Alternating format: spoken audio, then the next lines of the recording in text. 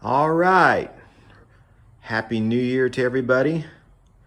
Roadracers fans especially. I have something new I want to show you. Well, it's new for me to see and new for y'all to see, but actually dates back to the time when we were making Roadracers, doing the music for Roadracers. So this is a folder Johnny Reno brought over to my house a few days ago. And let's see, Roadracers recording music notes, December 93 through April 94, which is, about the time, covers the time that we worked on the music. I think Johnny went out to LA where they were mixing. And somewhere in January, we went out to LA to shoot some scenes. I'm in the opening scene as well as Johnny and Nixer. And then Johnny's in a few other scenes in the film. So this notebook, I didn't even know Johnny had this. And he also brought over some, the master reel-to-reels, which I'm not even sure he knew he had, but he went up and found them in his attic.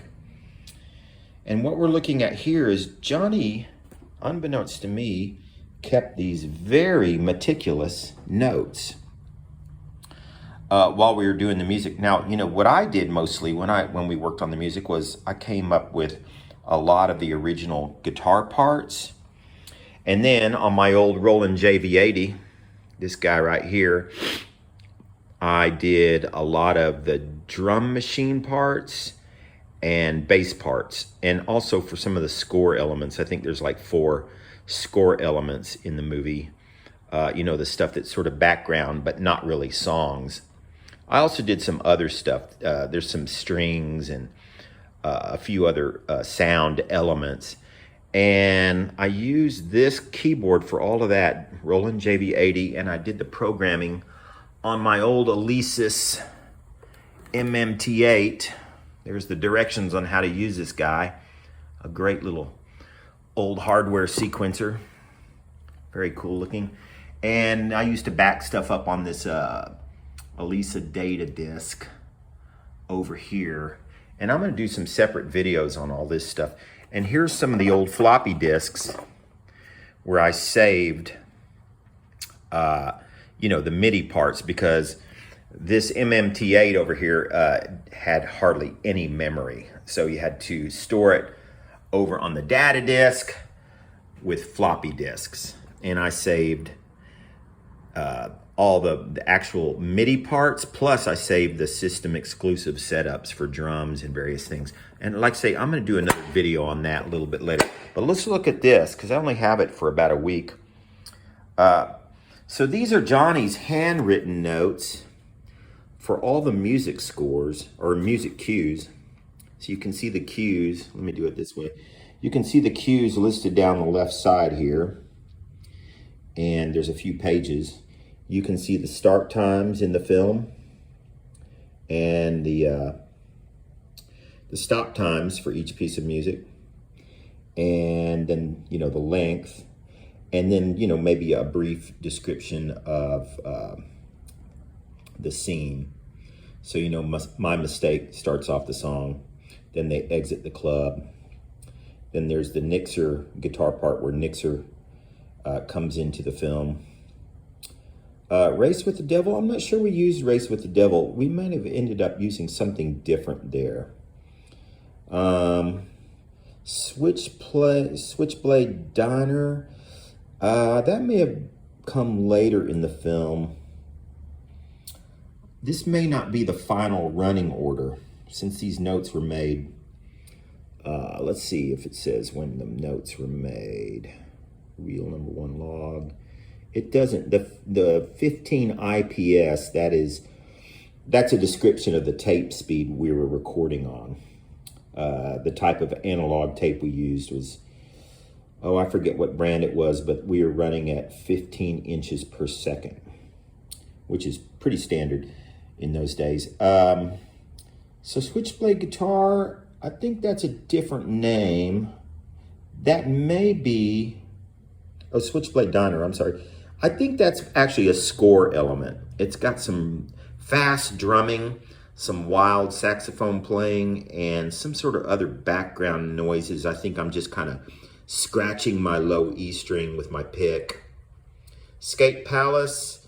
I think when I loaded this stuff up on YouTube, I called that a different name for the song. And when Robert sent us a DVD that had a bunch of the stuff, I think it had a different name on there. Sarge and Teddy, Car Sex, that's just me playing guitar, kind of a, you know, grungy little blues pattern. And I had to show David Arquette how to move his fingers in such a way that it looked like he was playing it. I think actually he played some guitar, not on the film, but so I think it was easy for me to show him.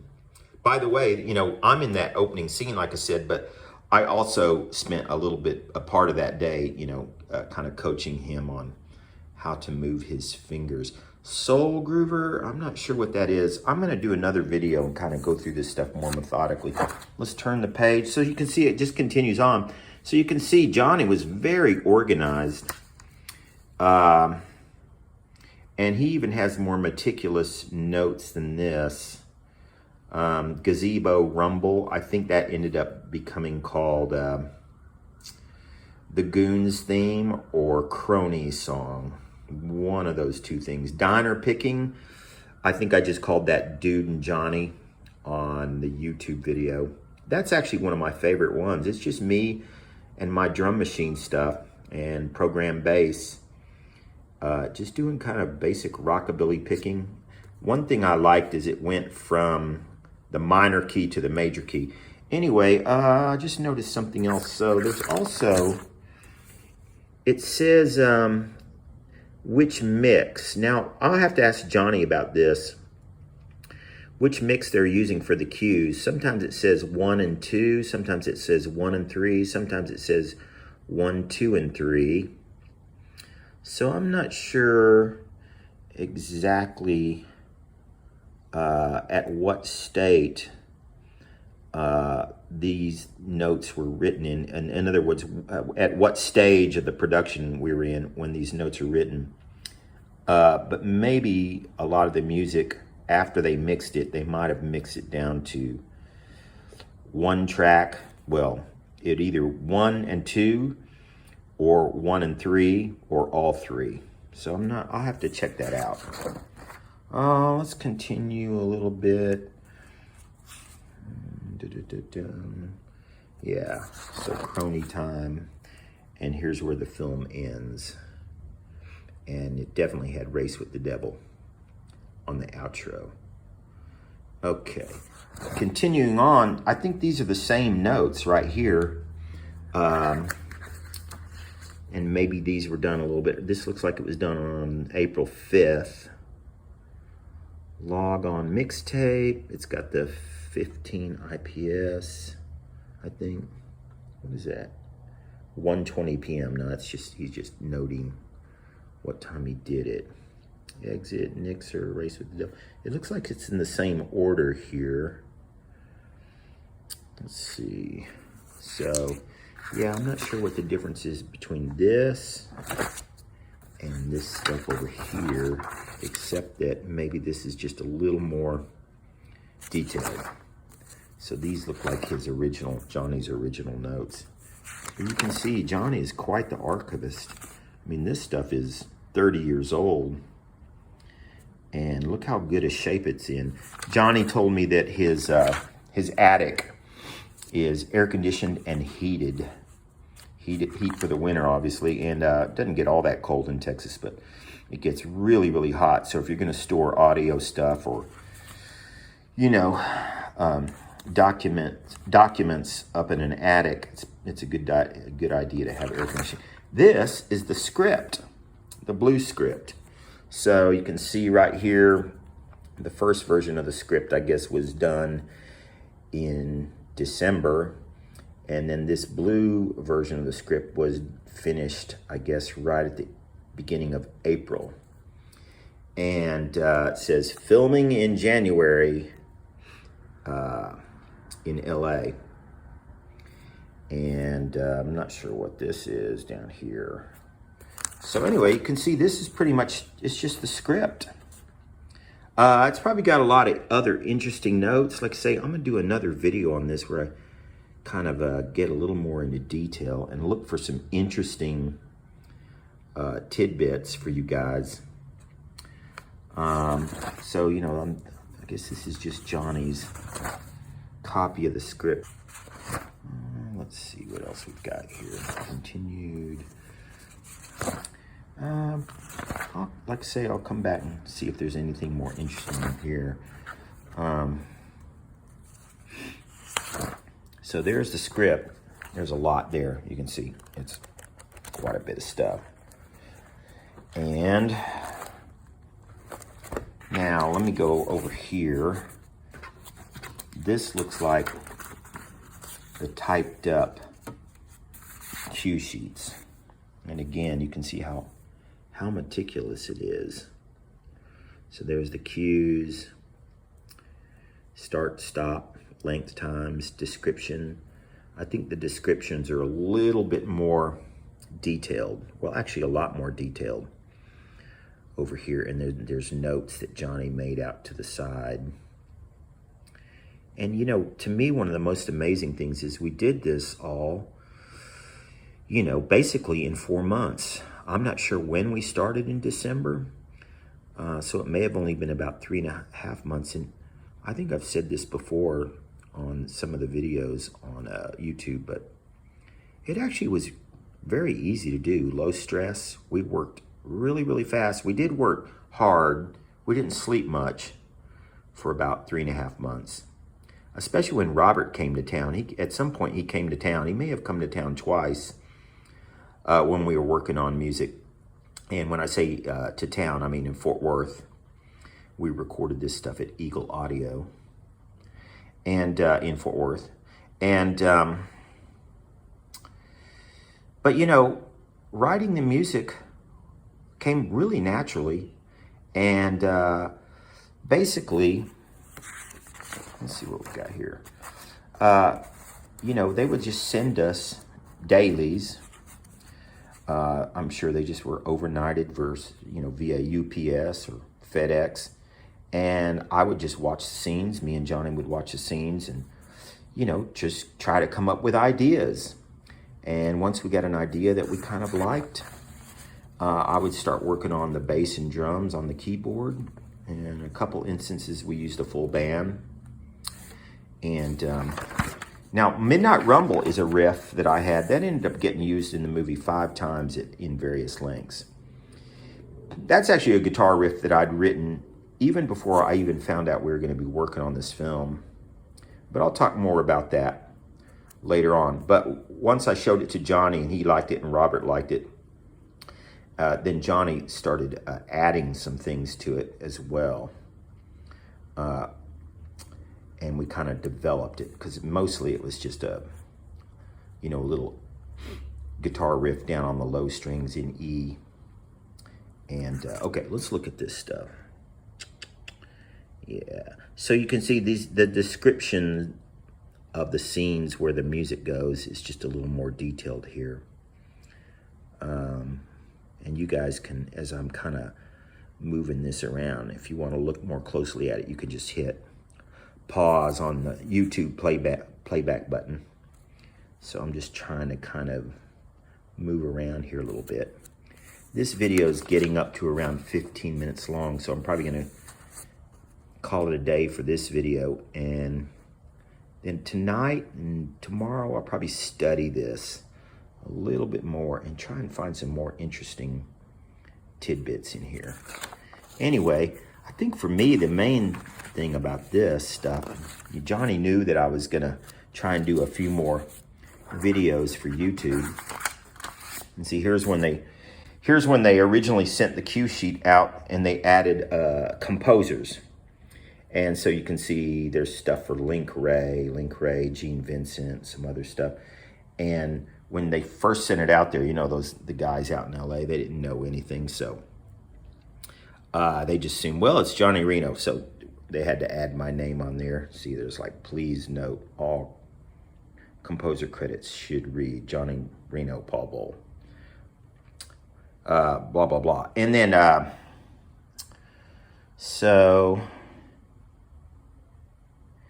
yeah, this doesn't have descriptions of the scenes.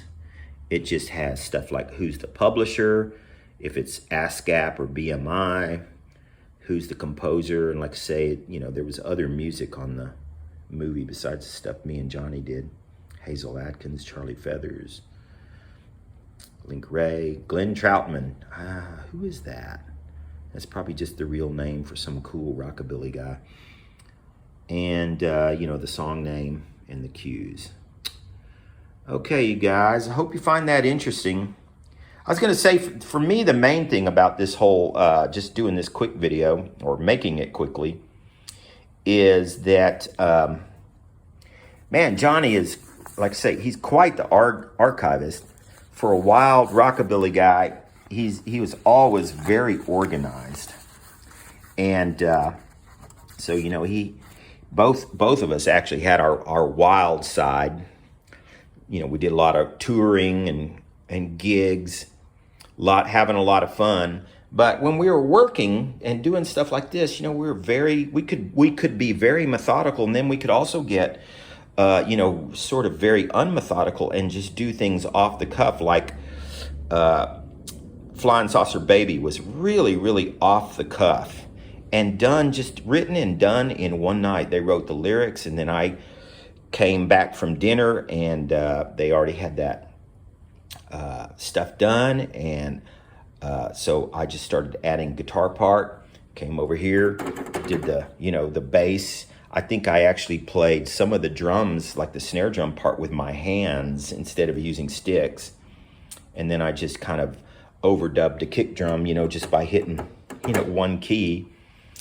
And, you know, stuff like that was very off the cuff. But you can see all this is very organized. And then I was very organized with my floppy disks and the way I did my system exclusive messages over here in MIDI. So I was kind of enjoyed that about, you know, these kinds of projects. There's kind of the real creative side, some of which is, you know, really off the cuff and even kind of wild. Like when we did Flying Saucer Baby, I think we finished it at like 6 o'clock in the morning or something like that. I mean, they got a crazy idea for the song, like maybe around 9 in the evening. And, but, you know, also that kind of more methodical and professional sort of and detailed work. And then, you know, keeping all that stuff archived over all these years. I hope you guys find this interesting. And like I say, I'm going to study this some more tonight and tomorrow. Look for some more interesting notes. And then I'm going to do some videos on doing the MIDI stuff for the film over here, and on this guy and that guy over there. And then I'm gonna also do some videos on some of the guitar parts I wrote for the film, especially Midnight Rumble, because I've had a lot of people ask me to do that. Okay. All right, like I say, Happy New Year's to you all you guys. Sorry I haven't done any videos on Roadracers in a while. I had a busy year playing a lot of country music. I did a lot of gigs, way more this year than I have in quite a while, and had a really good year, but didn't get to do much video stuff. All right, talk to y'all soon.